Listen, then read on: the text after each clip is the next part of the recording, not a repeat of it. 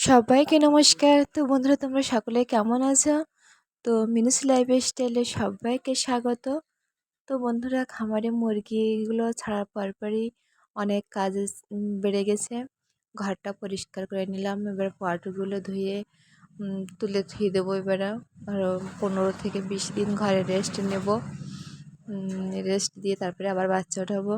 তো দেখো পটগুলো সবগুলো আমি এভাবে পরিষ্কার করি। পুকুরে নেমে পরিষ্কার করেছি কেন যেন মাজাটা ব্যথা না করে, সেই জন্য দাঁড়িয়ে দাঁড়িয়ে এভাবে পরিষ্কার করে দিচ্ছি। আমার মেয়ে কিন্তু পটগুলো উপরে থেকে নিয়ে ধুয়ে দিচ্ছে। তো খামার যারা আছে তারা অবশ্যই পটগুলো পরিষ্কার করে দেবে, তাহলে আর কোনো পাখি বলো ইঁদুর বলো অত্যাচার করবে না খামারে। তো আমি কিন্তু এভাবে ধুই। তো দেখো পটগুলো ধুয়ে খামারেও কিছুটা আমি কাত করে জল সরানোর জন্য কাত করে ধুয়ে দিয়েছি লাইন বাই লাইন। আর ওখানে কিছুটা থুয়েছি কলপাড়ে কাত রোদ খাওয়ানোর জন্য এগুলো। তো এরপরে কিন্তু আমি পেপার বস্তা আছে ওর ভিতরে ঢুকাই দেবো। ধন্যবাদ সবাইকে।